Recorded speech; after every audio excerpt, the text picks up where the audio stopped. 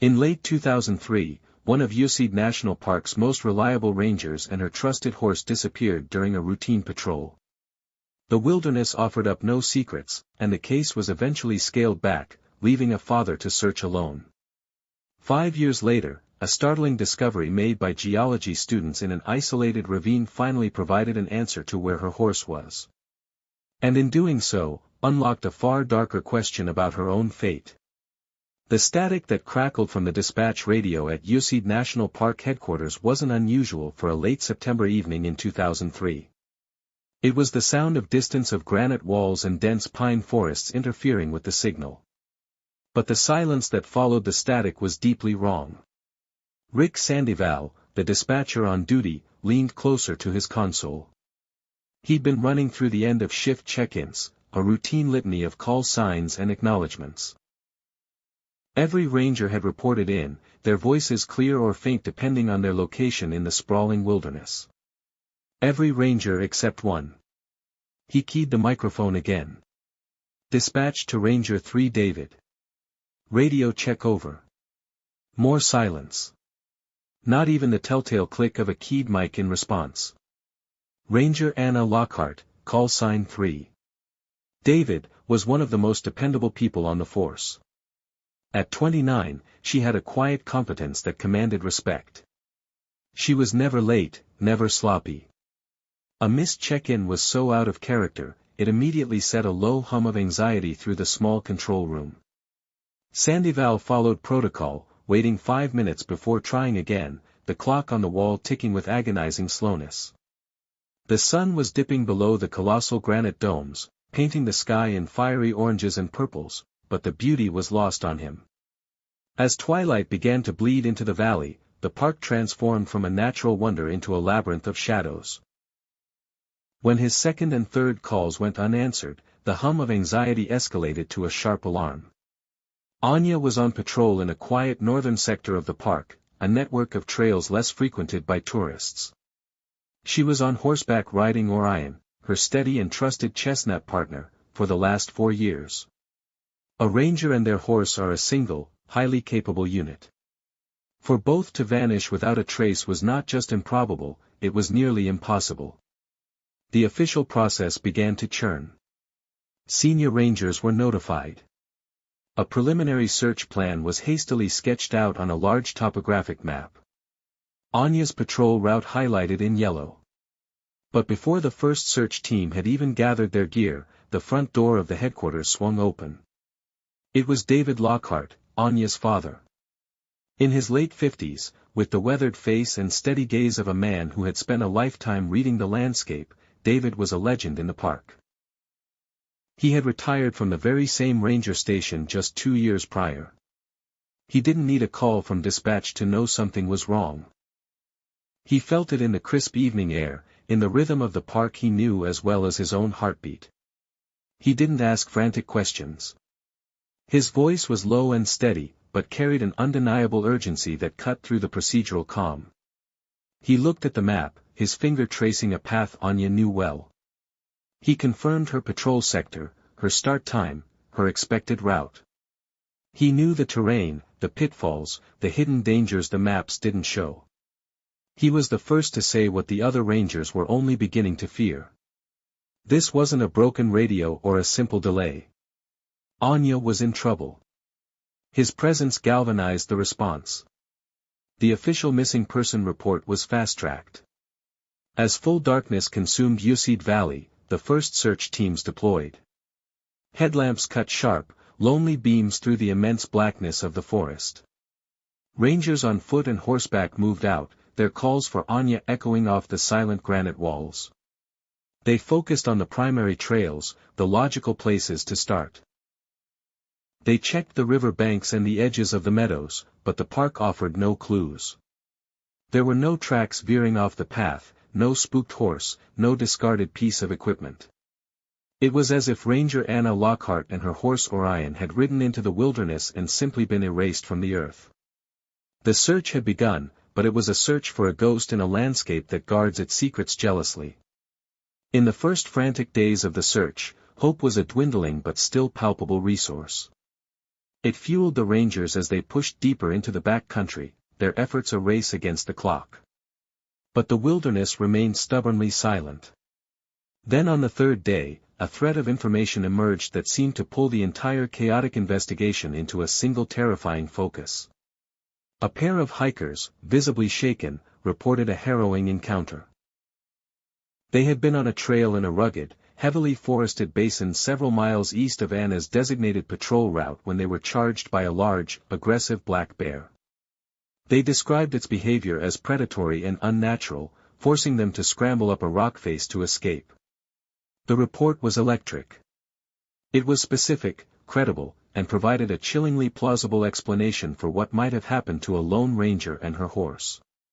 This new theory reshaped the entire operation. A quiet disappearance was now potentially a violent wildlife attack. The search grid was immediately and drastically shifted. The park's wildlife biologists confirmed that while rare, such unprovoked attacks were not unheard of, especially from a bear that might be old, injured, or habituated to humans.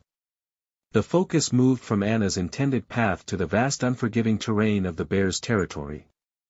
For weeks, this became the single-minded obsession of the search effort. Teams of trackers, some of the best in the state, were brought in.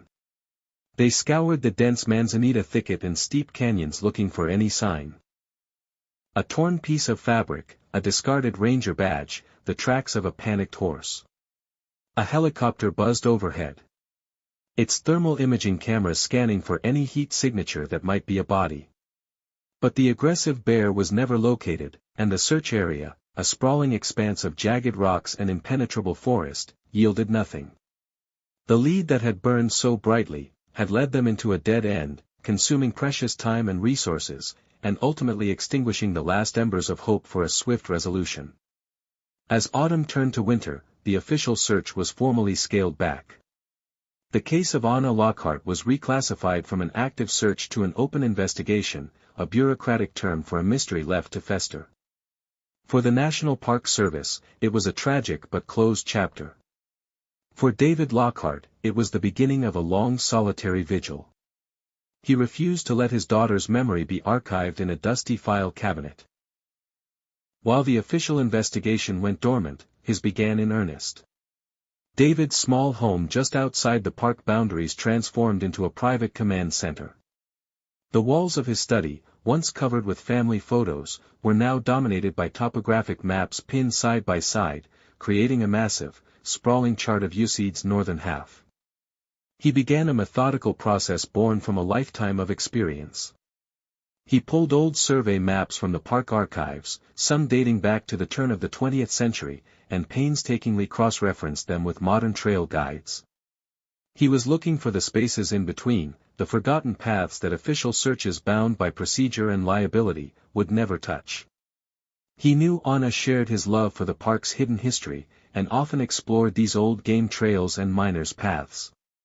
It was a detail the official investigators had noted but had been unable to act upon without a more specific starting point.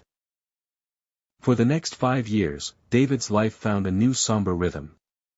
3 or 4 days a week, he would pack a small rucksack with water, a compass, and a notebook and drive into the park before dawn. He walked the trails the search teams had abandoned. He bushwhacked through dense undergrowth to follow the ghost of a path he'd seen on a 70-year-old map. He documented everything with a meticulousness that bordered on obsession, rockfalls that could have forced a detour, streams that had changed course, clearings that offered shelter. He filled notebook after notebook with detailed hand-drawn maps, his archive becoming a far more intimate and detailed portrait of the wilderness than any official document. It was a punishing, lonely task driven by a father's refusal to accept the silence. He wasn't just searching for his daughter. He was trying to think like her, to walk in her footsteps, to understand the final path she took. During this long, quiet period, investigators performed their due diligence, closing out the initial phase of the case. They reviewed Anya's life, searching for any hint of personal trouble that could explain her disappearance. They found nothing. She was universally described as happy, dedicated, and professional. One of the items they catalogued was a digital photograph found on the hard drive of her home computer. It was the radiant image of Anna and her horse, Orion, standing in a sun-drenched meadow, the iconic granite cliffs of Yosemite rising behind them. When an investigator showed the photo to Miles Corbin, a fellow ranger and one of Anna's closest friends, he managed a sad smile. He recounted the day it was taken just 3 weeks before she vanished. They had been on patrol together when they encountered a family of tourists who were enthralled by the horses. To give them a better picture, Anna and Miles had removed the saddles and bridles. It was a rare, unguarded moment. Miles had snapped the photo of Anna with her own camera, capturing her easy smile and the clear affection she had for Orion. For the investigators, it was just another piece of background, a poignant but irrelevant detail. For David, to whom they gave a copy, the image was a constant, painful reminder of everything he had lost, a perfect moment frozen in time just before the world went silent. For 5 years, the case of Anna Lockhart existed only in whispers, in the quiet grief of her father, and in the cold, inactive files at the Yosemite Ranger Station. The wilderness had swallowed her whole, and time had hardened the silence around her memory. Then, in the bright, hopeful spring of 2008, a team of university scientists, entirely unaware of the tragedy that haunted these woods, stumbled into the heart of the mystery. Dr. Lena Petrova, a geomorphologist with a passion for soil dynamics, was leading a small team of graduate students on a research project funded by a state grant. Their objective was mundane, academic, and completely detached from human drama to study the rates of sediment deposition and erosion in Yosemite's lesser-known ravine systems. They were mapping the unseen, charting the slow, imperceptible movement of the Earth itself. Their primary tool was a ground-penetrating radar unit, a cumbersome device that looked like a futuristic lawn mower, which they laboriously hauled into remote corners of the park. For weeks, their days had been a routine of setting up survey grids, dragging the GPR unit in precise lines, and analyzing the ghostly layered images that appeared on their laptop screen. The ravine they were working in that day was particularly difficult to access. There were no marked trails leading to it. They had to navigate using GPS and topo maps, scrambling down a steep scree-covered slope, their progress hampered by thorny brush and loose rock. It was the kind of place you had to have a specific reason to visit. No casual hiker would ever find it. This isolation was precisely why Dr. Petrova had chosen it. It was a pristine, undisturbed environment, perfect for gathering clean data. As one of her students, a young man named Ben, was making a pass over a relatively flat section at the bottom of the ravine, he paused. "Hey, Dr. Petrova, you should see this." Lena walked over, peering at the laptop screen. Amidst the expected horizontal lines representing layers of silt and clay, there was a large, dense, and distinctly unnatural shape. It was a dark oblong mass located about 4 feet below the surface. It wasn't layered like sediment, and it didn't have the sharp, irregular signature of a buried boulder. It was a coherent solid anomaly. "What do you make of it?" Ben asked. Lena zoomed in on the data. "The density is high, but the shape is too uniform for a random cluster of rocks. It could be a highly compacted clay lens, maybe from an ancient landslide." Her scientific curiosity was piqued. An unusual geological formation could be the most interesting data point of their entire trip. To confirm their findings, they would need a core sample, or better yet, a small excavation pit to see the stratigraphy with their own eyes. The next day, after securing the necessary permit for a minor soil disturbance from the Park Service, the team returned to the ravine with shovels and geological picks. They carefully marked out a small square directly over the anomaly. The digging was slow and methodical. The first 2 feet were loose topsoil and humus. Then they hit a denser layer of compacted sandy loam. The work was arduous. The silence of the ravine broken only by the scrape of their shovels and their own heavy breathing. It was Ben who felt it first. His shovel struck something that wasn't soil or rock. It made a dull, hollow thunk. He dropped to his knees and began clearing the dirt away with his hands. What emerged from the soil was not the gray of stone or the dark brown of clay. It was a curved off-white shape. He brushed away more dirt, revealing a series of parallel slender bones. "Lena," he said, his voice barely a whisper. "It's a rib cage." A stunned silence fell over the small group. The academic excitement of a geological discovery evaporated, replaced by a cold dread. This was no longer a research site. This was a grave. They abandoned their large shovels for smaller handles, working with the delicate care of archaeologists. Over the next hour, they slowly, painstakingly uncovered their discovery. It was the complete, fully articulated skeleton of a large animal lying on its side as if it had been gently laid to rest. The bones were bleached but perfectly preserved in the cool, stable soil. As they cleared the dirt from around the legs, they found something else. Two rusty U-shaped pieces of iron positioned right where the front hooves would have been. Horseshoes. Dr. Petrova stood back, her mind racing. An entire horse buried 4 feet deep in a ravine miles from any official trail. This was no accident of nature. An animal that died on the surface would be scattered by scavengers in weeks. An animal caught in a rock slide would have crushed bones and be mixed with tons of debris. This horse had been deliberately and carefully buried. She knew immediately what she had to do. She pulled out her satellite phone, a device she carried for emergencies, and placed a call to the Yosemite National Park dispatch. The response was swift and serious. Within 2 hours, 2 senior rangers had arrived at the scene. They took one look at the carefully excavated pit and the perfectly laid-out skeleton, and their faces hardened. They recognized the profound wrongness of the scene, just as Lena had. They sealed off the ravine with yellow tape, declaring it a potential crime scene. The discovery sent a shock wave through the park's long-serving staff. The memory of Anna Lockhart and her missing horse, Orion, was a deep scar, a story told to new recruits as a cautionary tale. A park friar, a grizzled man who had been shoeing Yosemite's horses for 30 years, was brought to the site. He knelt by the pit, examining the rusty horseshoes the rangers had carefully bagged. Even through the corrosion, he recognized his own handiwork. He pointed to a small, barely visible notch he hammered into the outer edge of every shoe he fitted, a unique personal mark. He retrieved his records, and the confirmation was absolute and chilling. The shoe size, the wear pattern, and his private mark all matched. The skeleton in the ravine belonged to Orion. The 5-year-old cold case of Ranger Anna Lockhart was instantly, violently reopened.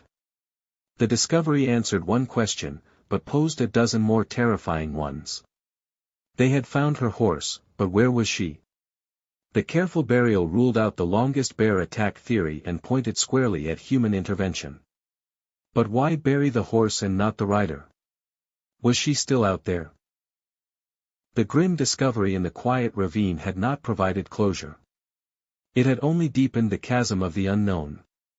The FBI was notified and a new lead investigator was assigned, a sharp, tenacious, cold case detective named Iris Zola. Her first order of business was to treat the entire ravine as a major crime scene, bringing in a full forensic team to dismantle the grave, bone by bone, in search of a clue that had remained buried in the dark for half a decade. The discovery of Orion's remains transformed the case from a cold file into a live, high-priority investigation. A temporary command post was established in a conference room at the UCD headquarters. The space quickly filling with whiteboards, fresh maps, and the low hum of determined activity. The atmosphere was charged, a stark contrast to the 5 years of stagnant silence. At the center of this new storm was Detective Iris Zola, a woman whose reputation preceded her. She had been brought in from the state's cold case unit for her sharp analytical mind and her intolerance for assumptions. She moved with a clipped efficiency, her gaze missing nothing. Her first official meeting was with David Lockhart. She had read the file on him, a summary of a grieving father's desperate, lonely search. She expected to meet a man worn down by years of unanswered questions. Instead, the man who walked into the command post was anything but broken. David Lockhart was quiet, his face a mask of stoic grief, but his eyes held an unwavering fire. He carried a heavy cylindrical canvas bag over his shoulder. Without a word, he walked to the largest empty table in the room and unrolled its contents. It wasn't one map, but dozens of them taped together with archival tape to form a massive, intricate tapestry of the park's northern wilderness. It was a staggering piece of work. Official park trails were marked in black ink, but they were outnumbered by a web of fine-colored lines David had drawn in himself. Red lines for forgotten miners' tracks from the 1800s. Blue for seasonal creek beds that became passable in the dry months. Green for game trails used by deer and bear. The map was covered in tiny meticulous annotations written in a precise steady hand. Rockglide here. Fall 04. Overhang cave potential shelter. Spring appears here. Late O. It was a living document. A 5-year diary of grief, hope, and relentless exploration. Detective Zola and the other investigators in the room fell silent, staring at the map. It was a more detailed, more intimate, and more practical guide to the search area than anything the Park Service possessed. David pointed to a spot on the map with a steady finger. "This is the ravine where you found him," he said, his voice low and raspy. Then he traced a faint green line running along the ridge directly above it. "This is an old game trail. It's not on any of your maps. It's the fastest way to cross this ridge if you're on foot and know the land." Anna knew it. We walked it together when she was a teenager. He was providing them with what the original search had so desperately lacked, a focused, logical starting point. The original theory of a bear attack had pulled resources miles away to a place Anna likely never was. David's map suggested a completely different narrative, one centered on the hidden pathways known only to the most experienced woodsman. Detective Zola looked from the father's exhaustive work to the official map on the wall. The contrast was profound. The official search had been looking at a map of a park. David Lockhart had created a map of a life. His private obsession had just become the investigation's most critical asset. While new search teams were being organized to meticulously comb the area pinpointed by David, another quieter investigation was unfolding. Under the sterile white canvas of a forensic tent erected near the ravine, a team led by Dr. Alistair Finch, a veteran forensic anthropologist, was conducting a painstaking examination of Orion's skeleton. The bones had been carefully cleaned and were now laid out on a vast blue tarp in perfect anatomical order. Dr. Finch worked slowly, bone by bone, his eyes scanning every surface through a large magnifying lamp. The initial findings were deeply perplexing. There were no signs of predation, no teeth marks from a bear or mountain lion. He found no cut marks that would suggest a human had butchered the animal. Most significantly, he found no massive catastrophic fractures consistent with a long fall into the ravine. The skeleton was almost entirely intact. This horse had not been attacked by wildlife, nor had it tumbled to its death. The evidence was pointing more and more strongly to a deliberate act, but the cause of death remained a complete mystery. Frustration was beginning to set in when Dr. Finch focused on the lower bones of the right foreleg. He noted a minor hairline fracture on the cannon bone, an injury that could have happened post-mortem from the shifting of the earth, but he examined it anyway. He ran his gloved finger along the tiny crack, then paused. He leaned closer, adjusting the angle of his lamp. Deep within the fissure, something glinted. It was an unnatural shimmer, a speck of metallic light no bigger than a grain of sand. It wasn't a mineral deposit from the soil. It was something foreign, something that had been driven into the bone with force. Holding his breath, he picked up a pair of impossibly fine-tipped tweezers. The entire tent seemed to hold a collective breath as he carefully probed the crack. After a tense minute, he managed to extract the fragment. He placed it in a sterile petri dish. Under the magnifier, it was revealed to be a tiny sharp-edged shard of dark gray metal. It was clearly not lead from a bullet. It was too hard, too brittle. Later that day, back at the command post, Detective Zola stared at the minuscule fragment sealed in a small evidence bag. "So, it's not a bullet," she stated, more to herself than to Dr. Finch. "Definitely not," he confirmed. "The composition is wrong. The shape is wrong. It's a fragment, a chip off something larger. It was driven into the bone with significant force, likely at the moment this fracture was created. Whatever hit this horse was made of a very hard, very specific type of metal. The discovery was a monumental breakthrough. For 5 years, the case had been devoid of any physical evidence of foul play. Now they had this, a tiny, baffling piece of metal that proved Orion had been struck. It was the first concrete clue that suggested Anna Lockhart hadn't just vanished. She had likely walked into a violent confrontation, but the clue was also a puzzle. The fragment was too small for easy identification. Zola knew it would have to be sent to a highly specialized materials science laboratory, one with the equipment to analyze its elemental composition. As she sealed the fragment into a larger evidence container for transport, the weight of the situation settled in. The father's maps had given them a where. This tiny shard of metal had finally given them a what an act of violence. Now the entire focus of the investigation would shift to finding the who and the why. The answer, she suspected, was locked somewhere in the elemental makeup of that single enigmatic speck of metal. While the mysterious metal fragment was making its slow journey through the bureaucratic channels of forensic science, Detective Zola refused to let the investigation stall. An answer from the materials lab could take months, and she was determined to use that time to build a new foundation for the case.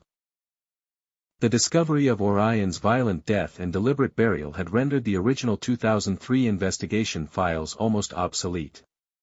Every interview, every statement, every minor detail had to be re-examined through this new, darker lens. Zola's team began the painstaking process of starting over. They began by re-interviewing everyone in Anna's life, her colleagues, her friends, her distant relatives. The conversations were somber and repetitive. Everyone described the same person, a dedicated, kind, and profoundly capable woman who loved her job and had no known enemies. She didn't have a troubled romantic life, no financial problems, no secret addictions. The narrative was so consistently positive that it was almost unhelpful. There were no obvious cracks in the facade of her life that could explain a violent end. The breakthrough, when it came, was subtle. It wasn't a bombshell revelation, but a minor detail, an echo of a past frustration that now sounded like a premonition. The team was conducting a second interview with Miles Corbin, Anna's close friend and fellow ranger. They sat in the same ranger station break room where he and Anna had shared countless cups of coffee. He spoke about her passion for the park, not just the grand landscapes, but the small, delicate ecosystems that often went unnoticed. She was a real purist, Miles recalled, stirring his coffee. She hated seeing the park disrespected. Litter, people going off trail. It all got under her skin. But there was one thing that really truly angered her. He paused, looking out the window towards the granite peaks. The poachers. Zola leaned forward slightly. You mean wildlife poachers? No, not just that, Miles clarified. Artifact poachers, guys who come in with metal detectors and shovels, digging for old bottles, belt buckles, stuff from the gold rush camps. She called them grave robbers of history. She felt they were stealing the park's soul piece by piece. He explained that while tourists saw Yosemite as a natural wonder, it was also a historical site dotted with the remnants of 19th-century mining camps and settlements. These areas were federally protected, and disturbing them was a serious offense. In the months before she went missing, Miles continued, his voice lowering, she was more fired up about it than ever. She said she was finding more and more dig sites on her patrols, especially in the more remote northern sectors. She was convinced someone was running a systematic operation, and it drove her crazy. This detail, which in 2003 had sounded like a simple workplace grievance, now landed with the force of a physical blow, a violent confrontation, a buried horse, an illegal digging operation in a remote area. For the first time, a plausible motive began to take shape. One that had nothing to do with Anna personally, but everything to do with her uniform. She wasn't a random victim. She was a symbol of authority who had stumbled upon something she wasn't supposed to see. Acting on this new electrifying thread, Detective Zola dispatched 2 junior detectives to the park's records archive. Their task was tedious but specific: to pull every single patrol log, incident report, and citation issued by Ranger Anna Lockhart for the 12 months leading up to her disappearance in September 2003. They spent days sifting through stacks of paper, the dry official reports, painting a picture of Anna's daily life. Warnings for improper food storage, tickets for illegal camping, reports on trail conditions. Then they found it. A name, Kieran Briggs. He appeared twice. The first citation was from May 2003 for using a metal detector in a restricted historical zone. The location noted in Anna's neat handwriting was within the same network of ravines where Orion's body had been found. The second citation from July 2003 was more serious. Illegal excavation. Anna had caught him with a small shovel and a bucket, having dug a 3-foot hole near the foundation of a long-vanished miner's cabin. According to her report, Briggs had been belligerent and argumentative, claiming he was just a history enthusiast. Anna had confiscated his shovel and issued a hefty fine. The name immediately sent the detectives scrambling for the original 2003 case file. Kieran Briggs had indeed been on the initial list of people to interview. A note from a deputy who had spoken to him back then was brief. Briggs claimed he was at a dental appointment in Fresno on the day Anna disappeared. A cursory check at the time had seemed to confirm it, but Zola, reading the old notes, felt a surge of adrenaline. With the new context, a weak alibi that was once good enough to dismiss a minor person of interest now looked like a potential crack in a carefully constructed lie. The investigation now had a name to go with its motive. Kieran Briggs, a local resident from a nearby town, was described in public records as a part-time handyman and amateur historian. He ran a small cluttered antique shop that specialized in Gold Rush-era memorabilia. Zola's team began a quiet, discreet background check on him. They learned he was a solitary figure, respected by some for his historical knowledge, but regarded by others as an obsessive crank. He had no significant criminal record, just a string of minor citations related to his activities in the park. As the team built their profile of Briggs, the possibility that Anna could still be alive, however faint, loomed over the investigation. The discovery of the horse without its rider created a deeply unsettling ambiguity. If she had been the victim of a panicked crime, it was possible she hadn't been killed, but taken. This sliver of hope, however remote, added a desperate urgency to their work. They weren't just solving a 5-year-old murder. They were potentially racing against time to find a survivor. Every detail about Kieran Briggs, his habits, his properties, his known associates, was scrutinized with the intensity of a search for a living person. The quiet hobbyist who collected rusty artifacts had just become the investigation's prime and only suspect. The winter of 2008 bled into the new year, and the investigation settled into a tense, frustrating limbo. Detective Zola and her team had a suspect, a motive, and a location. But the evidence remained stubbornly circumstantial. Kieran Briggs continued his quiet life, operating his antique shop, seemingly oblivious to the net that was slowly being woven around him. He was placed under discreet surveillance, but his movements were unremarkable. He went to the grocery store, the post office, and his workshop. He was a man hiding in plain sight, protected by a 5-year gap in time and a lack of direct proof. The entire case now hinged on the analysis of a metallic speck smaller than a pinhead. The call that changed everything came on a gray Tuesday morning in February 2009. Zola was at her desk in the command post staring at the constellation of evidence pinned to the whiteboard. Anya's photo, a map of the ravine, Briggs's mug shot, a picture of the excavated skeleton. The phone rang and the caller ID showed a number from the state's Department of Justice Forensics Lab. The voice on the other end belonged to a materials scientist, a man whose excitement crackled through the phone line. "Detective Zola, we have the results on your fragment. This is fascinating. He explained that they had used a scanning electron microscope with an energy dispersive X-ray spectrometer, a device that could identify the elemental makeup of the tiniest sample. It's not steel, not iron, not lead. The scientist said it's a tungsten carbide alloy, a very specific one. Zola felt a jolt of electricity. What does that mean in plain English? It means it's from the tip of a geological rock hammer. The scientist explained, this particular alloy is incredibly hard, but also brittle. It's designed to chip away at hard rock like granite without dulling. When it strikes something with enough force, especially something with the tensile properties of bone, it doesn't bend. It microfractures. A tiny piece can shear right off. He went on to say that this specific alloy was favored in a handful of high-end brands used by serious geologists, prospectors, and rockhounds. It was not a tool you'd find in a typical home toolbox. It was a specialist's instrument. After hanging up, Zola stood and walked to the whiteboard. She picked up a dry erase marker. Next to Kieran Briggs's photo, she wrote in large block letters, Rockhammer. All the desperate pieces on the board, suddenly snapped into a single horrifying image. Anya confronting Briggs in the ravine. Briggs, the amateur prospector, holding the tool of his trade.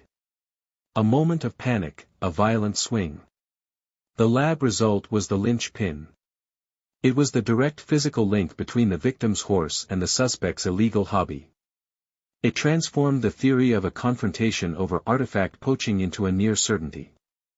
Zola now had enough to convince a judge that her circumstantial case was worthy of a search warrant. She spent the rest of the day meticulously preparing the affidavit, laying out the chain of logic step by undeniable step. Anya's documented frustration with artifact poachers.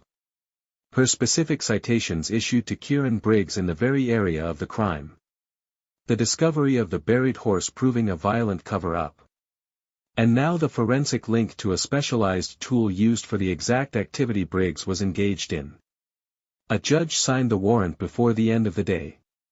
The raid was executed at dawn the next morning. A convoy of unmarked cars rolled into the quiet residential street where Briggs lived. While one team entered his small, unassuming house, Zola led a second team to a detached garage that served as his workshop. The air inside was thick with the smell of old metal, wood polish, and damp earth. It was a hoarder's paradise of history. Shelves overflowed with dusty bottles, rusted tools, and carefully labeled boxes of pottery shards. Tools of every description hung from pegboards. The search was methodical and tense. They were looking for one specific item, a rock hammer, possibly with a damaged tip. They scoured the workshop, sifting through the chaotic clutter. Every hammer, pick, and chisel was examined and bagged. But after 2 hours, they hadn't found it.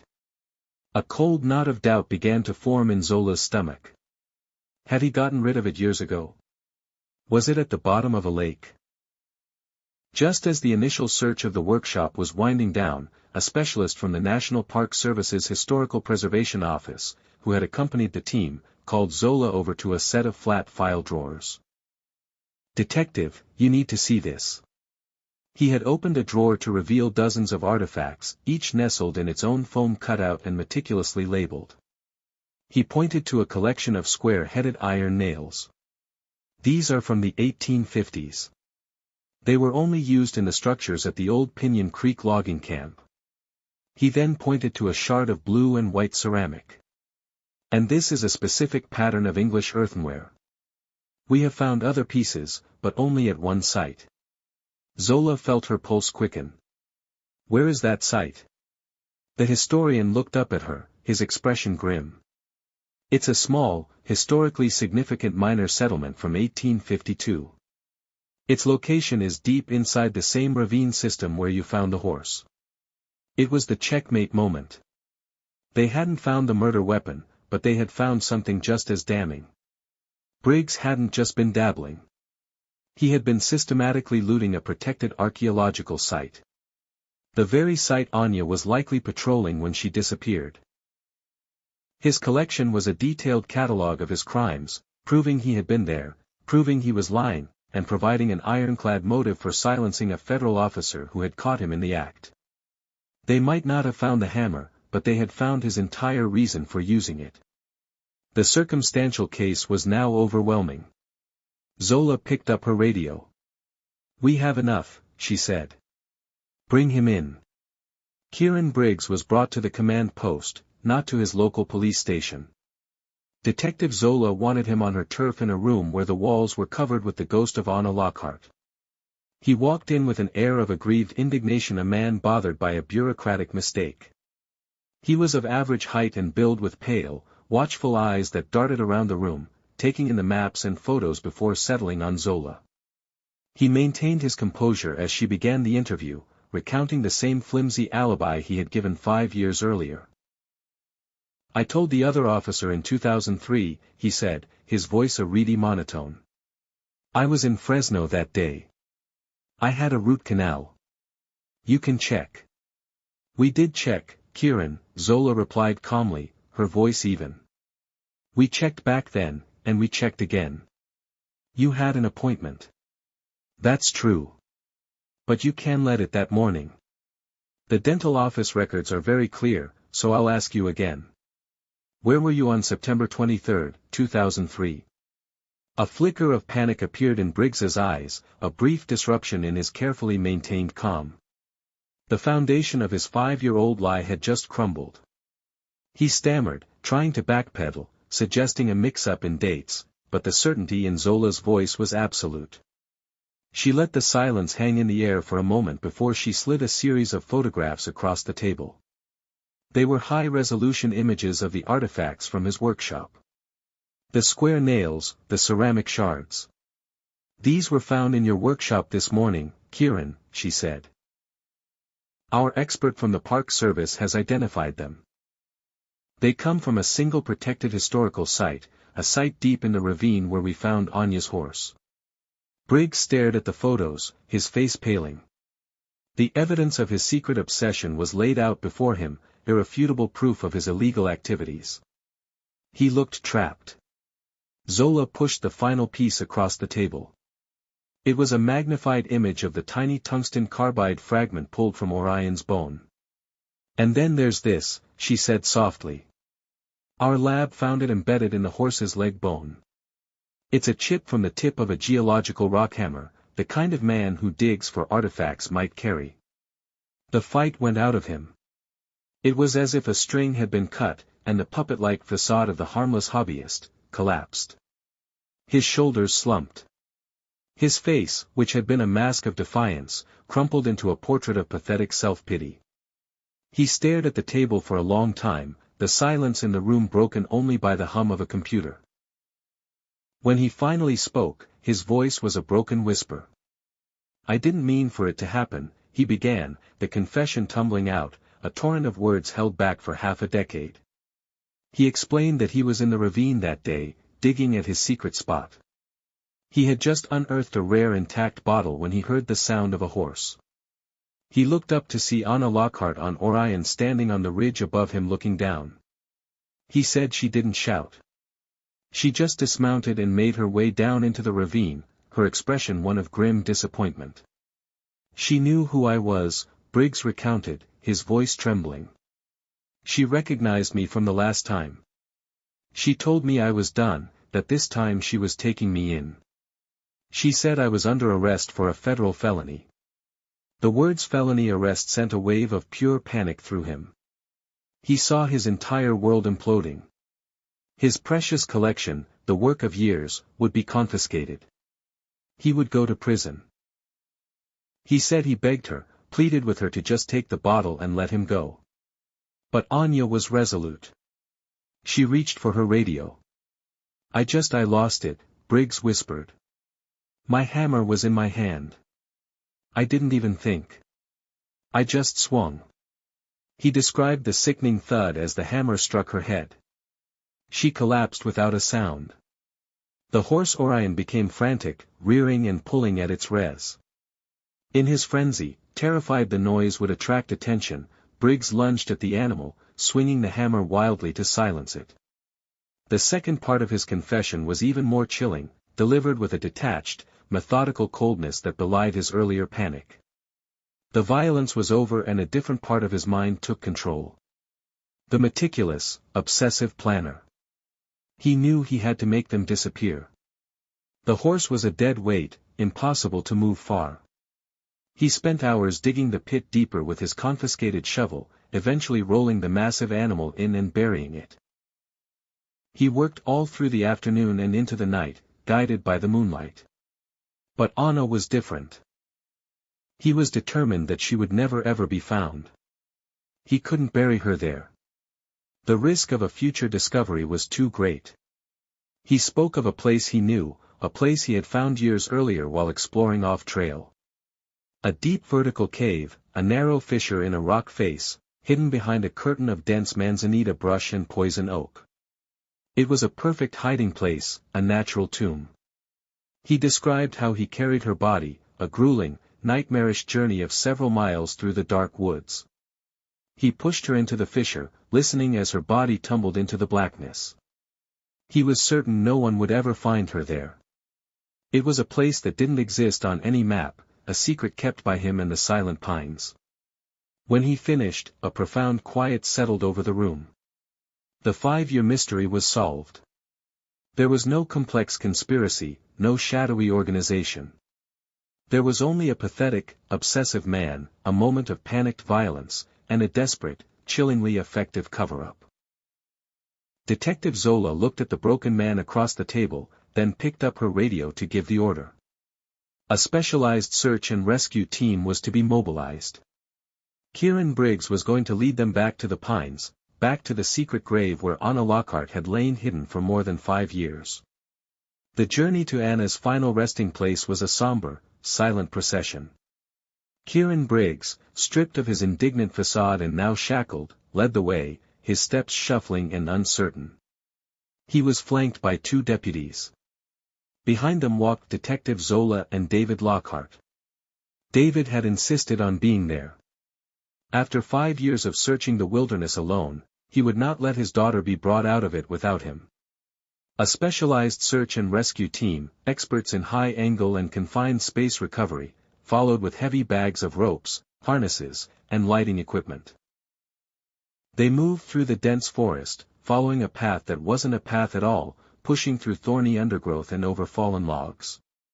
The air grew cooler as they descended into a shaded moss-covered part of the forest, a place the sun rarely touched. After nearly an hour of grueling hiking, Briggs stopped. He pointed a trembling finger toward a wall of granite almost completely obscured by a thick tangled curtain of manzanita and poison oak. "It's in there," he mumbled behind the brush.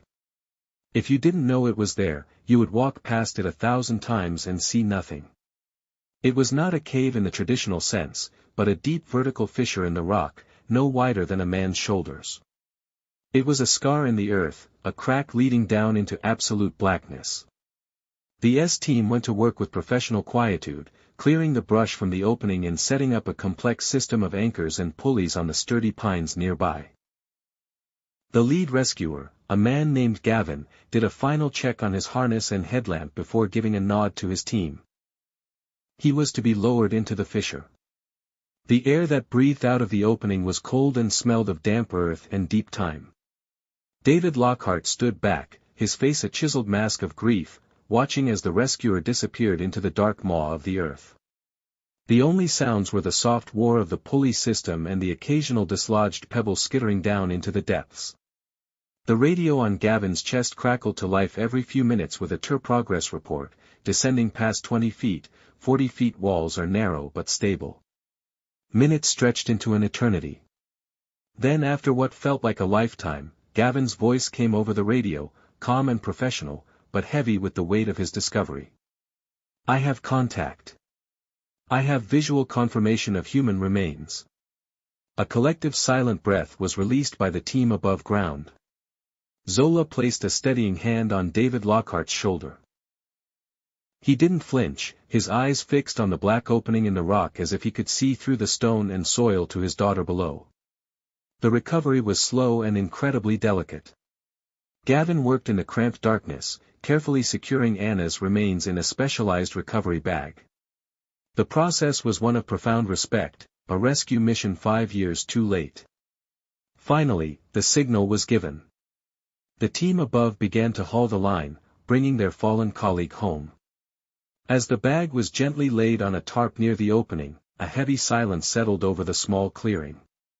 The on-site coroner began his preliminary examination with quiet dignity. He noted the tattered remains of Anna's ranger uniform, pinned to the fabric over her chest, tarnished but intact, was her ranger badge. David closed his eyes for a long moment. Even in this dark place, she was still a ranger. Then the coroner found something else. Tucked into a small pocket of her patrol trousers was a small weathered leather pouch. Its drawstring pulled tight. It was an anomaly. Zola carefully took the pouch. It was not standard issue equipment. She looked over at Miles Corbin, who had been asked to come to help with any potential identification of personal effects. His face was pale, his eyes filled with sorrow. Zola held out the pouch. "Miles, do you recognize this?" He nodded slowly, reaching out a hesitant hand. "It was hers," he said, his voice thick with emotion. "She made it herself. She was always collecting things." With trembling fingers, he loosened the drawstring and tilted the pouch. A small collection of dried seeds and thistle heads spilled into his palm. "What are they?" Zola asked gently. "Invasive species," Miles explained, a sad smile touching his lips. "This one is Italian thistle. This is yellow star thistle." Anna was on a one-woman crusade to map and remove invasive plants from the park's native meadows. She said they were choking out the wild flowers. She would collect the seeds whenever she found a new patch so she could log the location and report it for removal. The discovery hung in the air, a revelation more profound than any piece of evidence in the case. This small pouch of seeds was a testament not to how Anya died, but to how she lived. On her final day, in her final hours, she had been doing her job. Not just the law enforcement part, but the deeper, more personal work of a guardian. She had been protecting her park right down to its smallest flower. Her purpose unwavering until the very last moment. Kieran Briggs was convicted of first-degree murder and sentenced to life in prison without the possibility of parole. His collection of stolen artifacts was turned over to the National Park Service archives, becoming a permanent exhibit on the importance of historical preservation. In the years that followed, David Lockhart did not let grief be his only legacy. After the case was closed, he began volunteering for the Park Service. He shared stories of the Gold Rush miners, the park's early days, and of a dedicated ranger who knew the wilderness so intimately that she noticed even the smallest, most unwelcome seeds, and who gave her life protecting the place she loved.